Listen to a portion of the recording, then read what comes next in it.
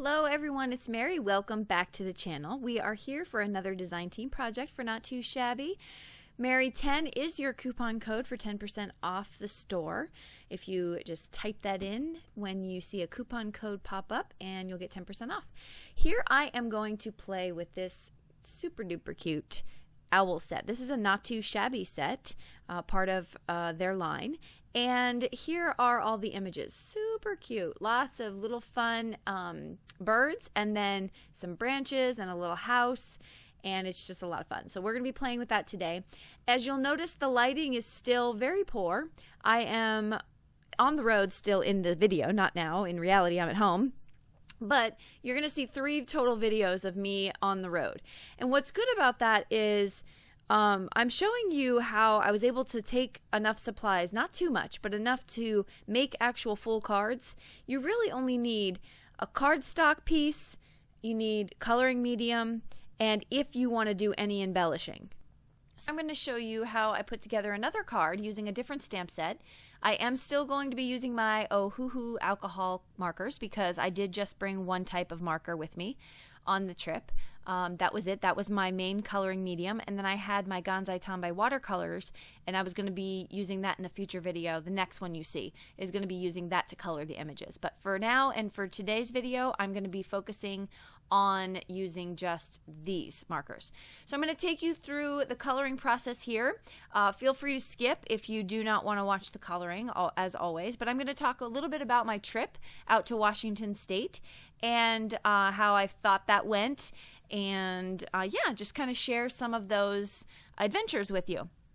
So I went out to Washington State for a 10-day work trip, which was a really long time, but a really appropriate amount of time for everything that I did. So I spent my first 7 days on the west side, which was Seattle and kind of the area around that, Whidbey Island, Bremerton, Everett. So I kind of just went on the west coast first. And then the last 2 days were spent over on the east side, and that was over in Spokane.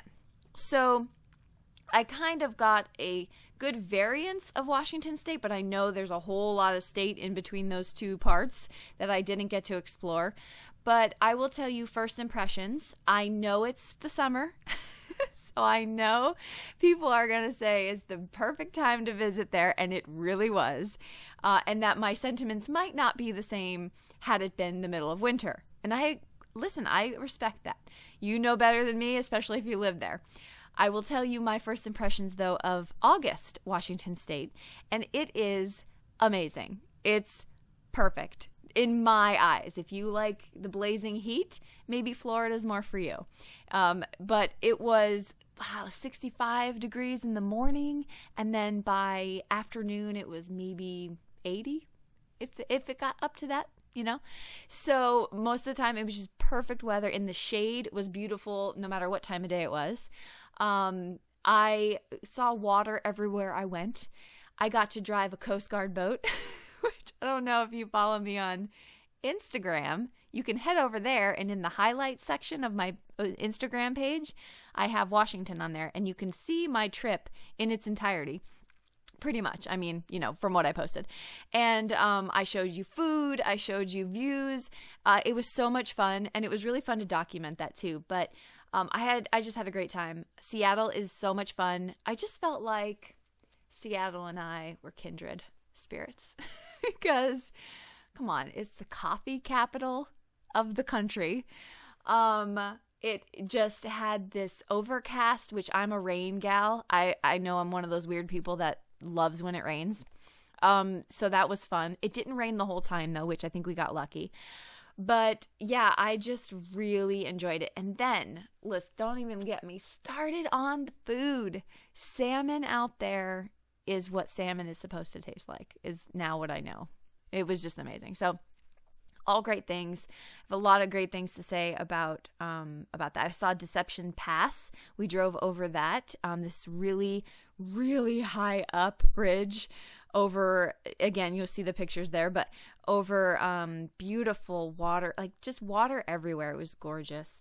And then last 2 days we had headed over to Spokane, which was a very different but very beautiful part of Washington as well. Still mountainous views, not as high mountains, but still beautiful views.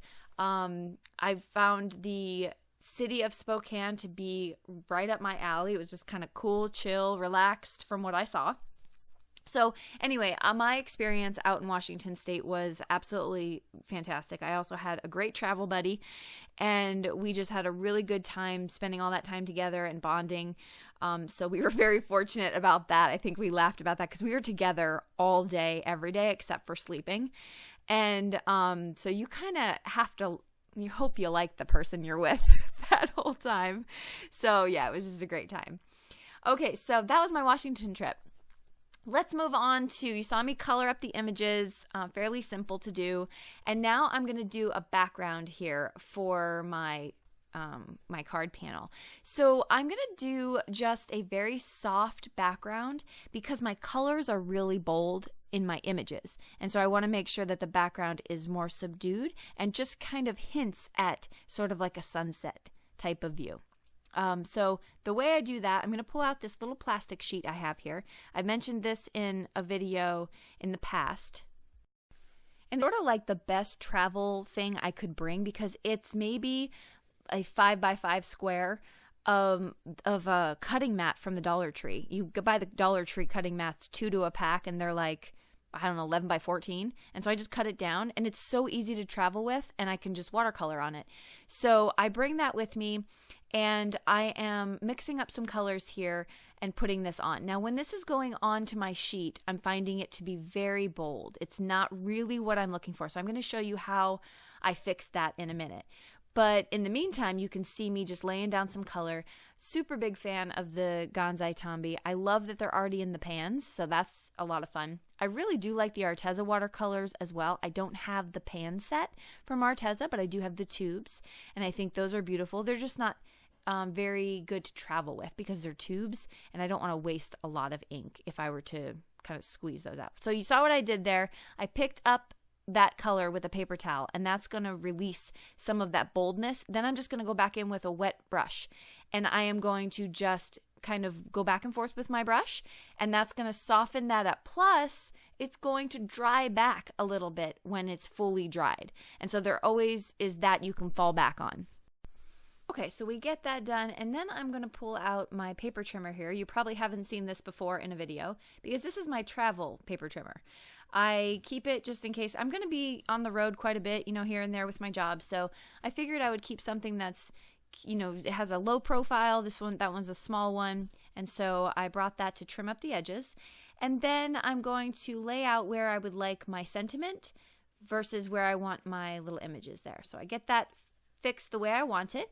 I'm going to pull out some VersaFine Clair Nocturne ink. This is a fantastic ink when it comes to crisp images. It is pigment, and so you want to make sure that you're aware of that so you don't goop it up with your fingers and then get your project all smudgy.